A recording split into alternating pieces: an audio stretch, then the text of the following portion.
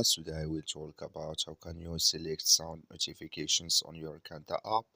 We'll go to figure out the solution on how you can do that on your app. So you just follow this ways, then it's going to work with you. So all you have to do, so you just go down here, you click here on menu down here. When you just click on it, then it's going to take you to this list. It's going to show for you like this here. So then all you have to do now, you just go here above this sign, click on it. Then you come to next step here. Then all you have to do now, you just come here to push notification settings. Just click on it here. Then you come to next step here, come here to Qanda notification settings here. So then it's going to take you to this list. You click here on sound.